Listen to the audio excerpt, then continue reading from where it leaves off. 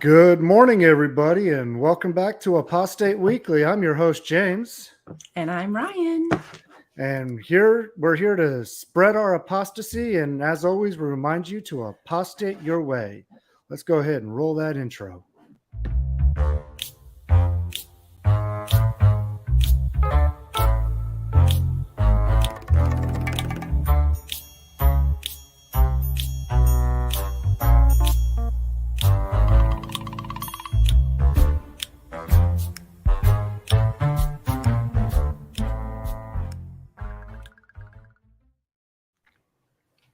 Ah, the bones of David Splain being played like a flute.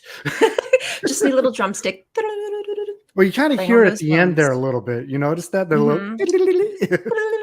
Yeah, I just think of his bones rattling around in the closet, and eventually all those bones are going to come out. It's probably what it sounds like inside their heads, too, of the governing body. Just all that crap rattling around. One nut. They have that one nut that just kind of bobbles around the head. They have a nut? Well, it ain't a brain. That's true. Good morning, everybody. Good morning, everybody. Welcome to our bantering. Yes. Yeah, well, this has been a very busy week with the news, especially with the whole Toni Morris thing dropping last week.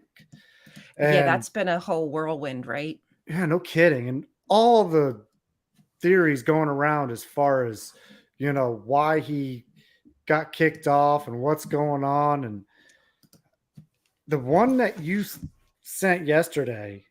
I hit 3,000 subscribers. Sorry, I just saw that. Oh, congratulations. I'm tweeting that we're live. And of course it pops up my channel to tweet and it said 3,000 subscribers. Okay. Sorry. Did not mean to interrupt. Well, no, that's fine. Speaking of subscribers, actually, we hit a milestone. We hit our first 100 subscribers on this channel. So thank you, everybody, for subscribing and spread the word out and, subscribe and like. And thank you for helping us reach that first milestone. Good morning, Mom and Dad. Yeah, that's amazing, right? Proud of us. That's really good news. This is some good news. Yes. Of anti-God's kingdom. Anti-kingdom. Anti-kingdom. Anti-kingdom. I'm all about it. AK. Just don't add any numbers behind that. Yes. That's the only AK I want. Yeah, exactly. Anti-kingdom. Nothing else. No numbers. So I'd like you to go first with what you found about the Kai's up early. Toni Morris situation, the stuff that you found out. Oh boy. Okay, so if anybody has been following along, or if you've not been following along, because that's always a possibility too. The Jehovah's Witnesses had a huge news release. Was that last week? Yeah. I think it was the end of last week, right? It was last week after we finished our show. That's right. Because we had a special on that Thursday right afterwards. Yep. Okay. So we learned last Thursday that Anthony Morris is no longer a governing body member of the Jehovah's Witnesses. And it was announced on the jw.org website. And I don't know why, but for whatever reason, they soon took that announcement down a few days after. So there is no longer any kind of announcement that he has been let go. So there's a lot of speculation. Did he step down? Was he forced to leave? In the announcement, they did call him brother. So that led a lot of us to believe that he still is an active and in good standing member of the Jehovah's Witnesses, just no longer a governing body member. Because we know how they very carefully word things, even though they're very flippant with how they handle things. They definitely do not get things right. We wonder if there was something in that wording to, let us know, okay, he still is an active and good standing. But the fact that they removed that announcement, that just makes me feel like something's not right, that maybe something's going on with Toni. Good morning, Matt Pig. And he is in trouble. Now, here's the speculation part. There is, and it could just be coincidental. We understand that doesn't necessarily mean that this is the case, but coincidentally, in Pennsylvania, there is a grand jury investigation going on into the abuses of the Jehovah's Witnesses, hiding information, not reporting to the police.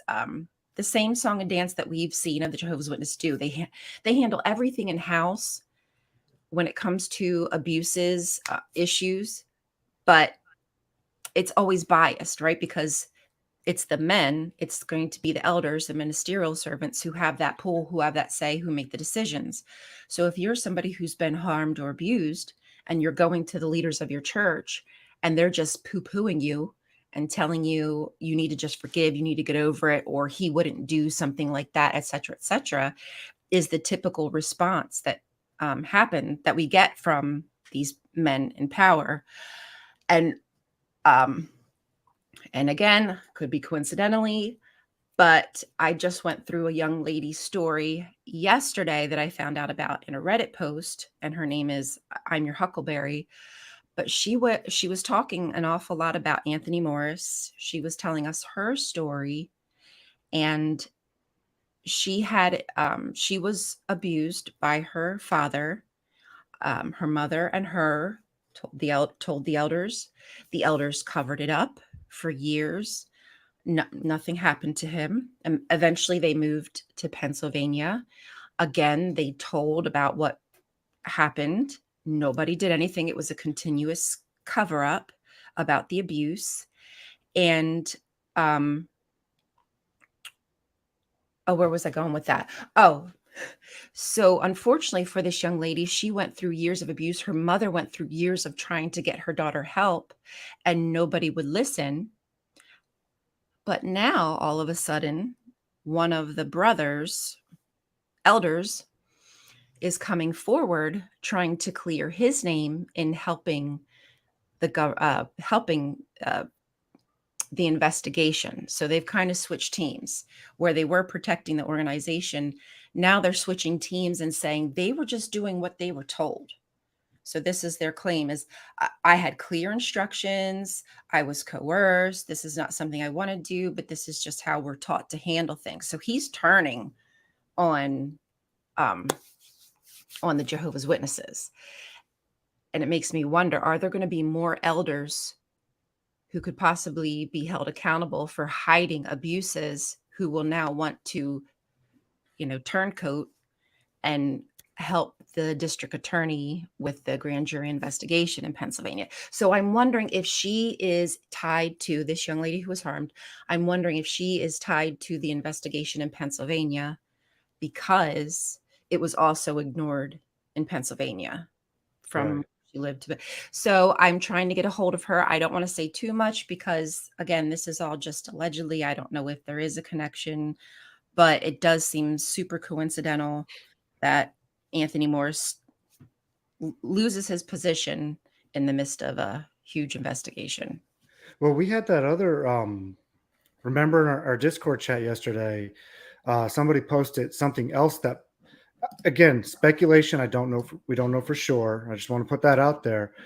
But somebody made a comment on Facebook tying it directly to Anthony Morris that could be another possible reason why he was let go. And I'll show you here on the screen here. And that's the young lady. Her name is, that's Selena. That's the one whose story I watched yesterday. And it says here in her comment, it's related to Anthony Morris personally protecting my father, Anthony Vertimolo, 9 elders, 2 district overseers, and several other men involved in raping and torturing me and my sisters growing up within the Jehovah's Witnesses. This has been 4 years coming. So, wow. I mean, it's huge, man. And I believe her. There's nothing in me going like, oh, can we? No, I believe her. It's just a matter of everything coming out, in the press. So we have evidence of, yes, this is a connection and this is what's happening. And I can't help but to believe these people, because people are not going to just come out and say, for the most part. Now, there are rare exceptions. Right. But for the most part, people aren't going to come out and say, I've been abused in this way, XYZ, just for attention. They're saying it because it's true. They're, Right. and they're finally starting to see that the advocacy for them has picked up to a point where they know now that they get their story out there to be told, it's going to be heard, and it's not just going to be Right. brushed under the rug anymore. Because that's what they're used to. That's what we're all used to. We're all used to being coerced or forced to forgive, to let go. But they're so sorry. Look at how sorry they are. They'll cry, they'll do something, and then you feel as though, or the victim feels as though they have no choice but to forgive. Because how And dare I? then, How dare I be so mean to somebody who wants to be forgiven? and then the problem with that is that victim is now being re-victimized all over again. Oh, right? And it's just a Right? vicious cycle Yeah. that, these cults and these religions keep people in. And that's also with that, especially if they still believe in the doctrine of the religion, keeps them in those religions. And they're just banging their head against a wall, trying to do the same thing and expecting different results. And that is the definition of insanity. It certainly is. And it's getting insane, which is Yeah. why things have to change, which is why policies have to change. And maybe that is what the Jehovah's Witnesses are trying to do. Maybe they're trying to revamp, but I don't see it happening. There is fresh blood, but I don't. If there is any revamping and renewing, it's going to be subtle at first. They're not going to Yeah. come out and just change things drastically and all of a sudden, hey, we're good now. No, they're going to just do things very little by little, but still, I don't think it's going to be the kinds of changes that are going to be helping people either. They're going Yeah. to do pseudo Yeah. It's changes not going to to help. make it look like they're doing something. Exactly. No, you are 100% right. On the surface, it might look like something's happening, like in their Shepherd the Flock book. Now, I don't think that the victim has to confront. I believe they changed that, but Yeah, do we they think that changed it. that's really happening everywhere? Come on. All Well, these old school elders are going to do what they do, how they want to do it. I'll give you a perfectly good example. And I remember this because it was just the year after I woke up and left. In the June 2019 Watchtower, the study edition, they had that article about the child sexual abuse and how they handle it. But see, in the whole article, not once did it say call the police. It did say Oh, we won't stop them from calling the police, and it's their right to call the police. But never once did it say, just call the police. And right.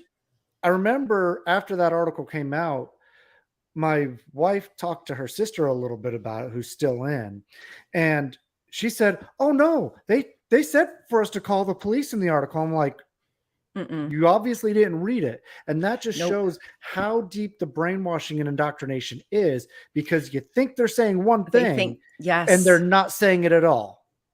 It's those code words. It's Yes. all in like things that you would just gloss over or read over are super important to pay attention. Like I said in the announcement said, brother, like there's little keywords. And Hmm. in that paragraph that you're talking about, they say something we don't discourage people from going to the police. We don't, Right. but you don't encourage, right? Yes, Like there's other exactly. things you encourage forgiveness, encourage meeting up, encourage getting the truth.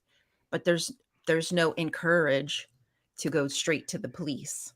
Yes. It's that It's whole reading between the lines. You got to know their code words and buzzwords for things, because they do that a whole lot. And there's reasons they do that, because it's so they can cover their own behinds as much as they can on these things. yep. It's despicable, but it's something that we've come to expect. So I hope that maybe I can get a hold of this young woman and speak to her. It looks like she doesn't use her TikTok that often, so that could be hit or miss. But I do hope I can talk to her and just see how she's doing. Maybe even just offer support, because I can imagine she has just been through so much, so Yeah, much. I can imagine. All right, well, Yeah. I'm going to go ahead and move on to our next article of the day. All right. And this one, for those who have been keeping up and following Mark O'Donnell, he's been keeping us updated on this case. Now, this is an elder out of Colorado who was sued. Was he sued? I don't know if he was sued, but he was convicted, at least, of CSA in Colorado. And this, It's all right, baby girl. This story, I'm very sad to share this because, well, I mean, they say about the evidence. Let me just go ahead and show what the article says here. Can everybody see that okay? Let me now go ahead and zoom in on that a little bit further here just a for little you. bigger would work. Is that better? Yeah, that's good. I can see. Okay. So this man was arrested. He was charged of sexual assault, and he had allegations stretching back for decades. And it says that it tells about all the things that he did here. I don't really want to get into that part. Yeah. And then, so he went to court over it and all that. And then, let's see here. This wasn't the same article I found last night, so the wording is a little bit different. Yeah, it's a little bit. I know. There's so I pulled many. up one article on my phone, and then when I pulled it up on the computer this morning, I didn't see the same one. So, let's see here, because this was just yesterday. Oh, I hate when that happens. Oh dear. Hang on, let me see if I can.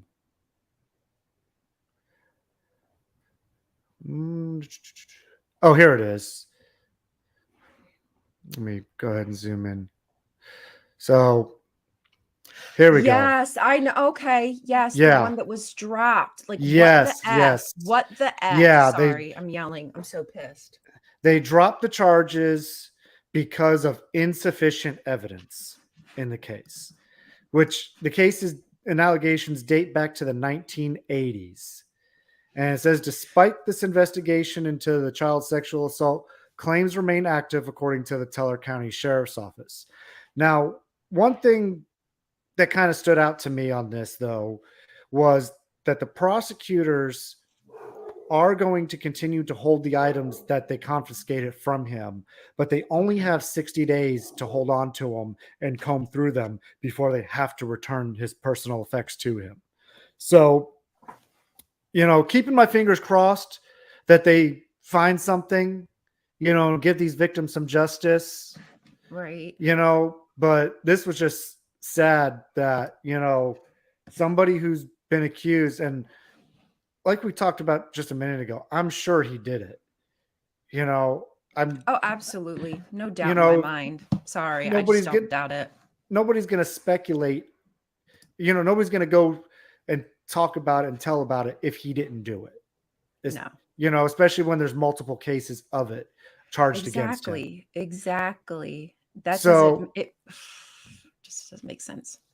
But hopefully they find something. Hopefully this guy gets his behind in prison and the victims get justice that they deserve in this case. But it was just sad to see that this case was overturned like that. I know, it's so disappointing, and I'm hoping that maybe there's still some chance in there as more things come to the forefront and the cases get built, that across the country more people will be willing to government systems will be willing to take on these cases, understanding that it's a culture. It's a culture that is being built. This is a place where there's a breed. It's a breeding ground for bad behavior, because those in power are always protected. Yes. And it's those who are, generally women or children, and little boys too.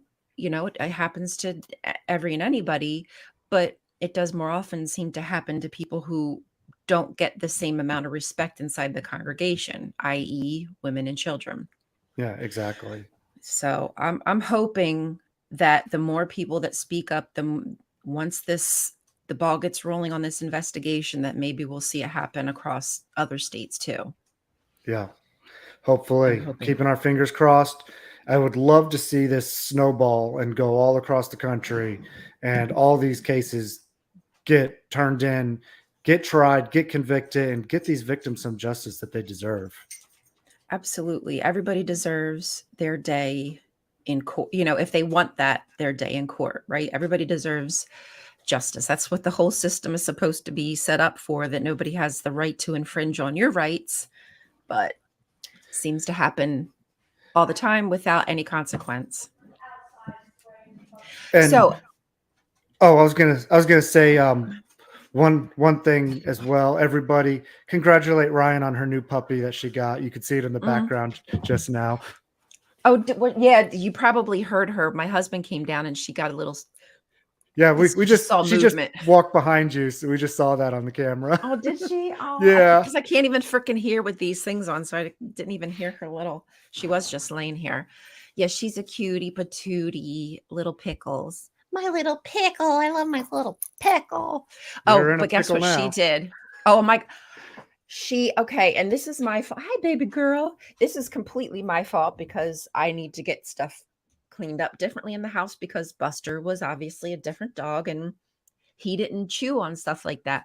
But little Missy, she found Miss little Missy. Don't mind my workroom. It's a mess as I'm trying to clean up down here. She got a hold of my Apple Watch and she ate Hmm. my she ate my Ooh. strap. But she Oh, didn't but she didn't eat the watch, right? Which good, is good. thank goodness she didn't eat the watch. I mean, even if she did, but still I wouldn't want that in her tum tum. But now I'm just waiting for her to go potty so I can make sure that strap comes out. Like, Well, oh God. I Oh must say God. she is a strapping young dog. She is a strapping young lady. Yes, she's so cute. Thank you. She has just been so sweet and we're so fortunate. We are just so fortunate. So yes, but she's taking a lot of my time and I got a lot of stuff like I said to get cleaned up around here because as you saw it's a little bit Hmm. of a mess. I've been trying to Oh, change my workroom around and oh believe me, we know all about that. We've got 6 dogs ourselves, so yes, so you it's understand. always constantly, Yes, hey, yes. we got to pick this up, got to pick that up. Can't leave it on the counter. Can't leave it this far And forward on the food. counter. Oh, Yes. food. Oh, Oh my God, food. Oh food. God. Oh God. Oh Oh, God. Food. I lose I'm so so much food to my afraid. I'm so dogs. afraid. I don't know what she'll get into, but I'll get everything cleaned up. She's going to be fine. She's Well, great. just remember, once you get a new strap for that watch, remember, keep on the watch. Keep on the watch. Uh, Keep on the watch. Do you mind if I bring up one more article? Sure, go Because I ahead. think this is very interesting language that I had never heard of, but it could set a precedent if the United Kingdom handles this process properly. Let me present this. So, um, in the United Kingdom, a court case was recently taken to the Supreme Court, and it's about vicarious liability. So basically, trying to consider the elders, ministerial servants, somewhat of employees of the. I mean, obviously, they don't get paid, but they're using like that kind of employee law, vicarious liability. So if your employee goes out, does something silly on the job, the homeowner or whatnot can have recourse against the company versus just taking it out against this um, the person, the employee, the elder, the ministerial servant. Okay, so of course, similar story. What seems to happen? Somebody was abused in, and it was ignored. A woman was assaulted by a friend of the family who was an elder, um, Grape, and basically she was coerced to forgive him, and she did, but it came out, excuse me, that he also assaulted a 14-year-old girl. And that's when this woman was like, oh, hell no. Now we're done. Like, there is no forgiveness now. And they all this young lady, and I believe there might even have been another person that was injured by this man. So a couple people like try to stand up and go up and say, hey, this man is harming people, hold him accountable. And the elder said, the man who hurt these people said, you can't touch me. I'm an elder. Nobody can do anything about it. Well, that might not be the case, young man, because there's something called vicarious liability. And I'm just going to like explain it. So it's a legal concept that holds somebody responsible for the actions of another person. Like we're just talking, if there's an employer who could be held responsible for the actions of their employee while they're on the job. So if they do something stupid, wrong, hurt somebody, the person, the victim, can have recourse and sue for damages and liability, because obviously the employee is not going to have the funds like the employer who's responsible for this person does. And especially considering the Jehovah's Witnesses are sending these people to our door where harm can happen, they really should be responsible for these people. Agreed. So what the courts are trying to do is, and it's been, the hearing has been held, it has adjourned.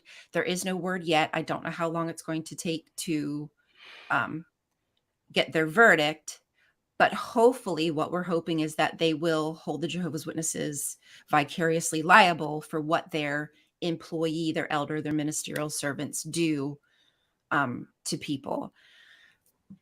Again, I don't know the answer yet, but if we can get this precedent set in another country, maybe there's a possibility that that ball could get rolling here and continue to take it up the ladder instead of just the same stuff happening over and over again because there is no consequence.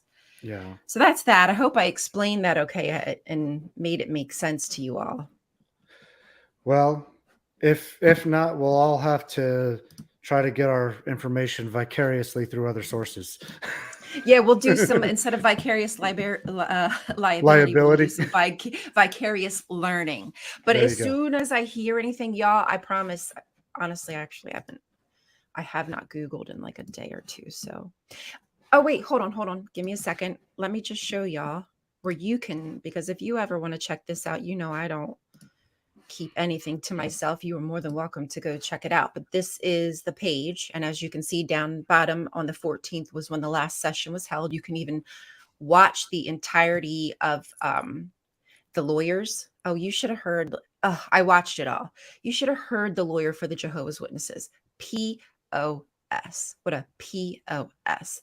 So I'm really hoping that they stick it to him. And the people on the Supreme Court, maybe I'm wrong, but it seems to me they were trying to help the victims. Like they were trying to help explain it to make it make sense why you could hold an elder vicariously liable. And I was like, oh, wow, it seems like they're actually trying to make this go through. So y'all watch it and tell me what you think. But if you want to go take a look, I'll make sure I put this link in the bio, or here I can just put it right in the damn chat, so y'all can just look at it yourself if you like.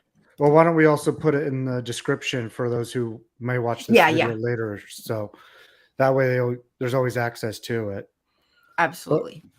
All right. Well, with that, we're gonna go ahead and end this show here. Thank you, everybody, for joining us for another edition of Apostate Weekly. And we will be back next week at the same bat time and the same bat channel. So as always, thank you for watching. Thank you. See you soon. Bye. Bye.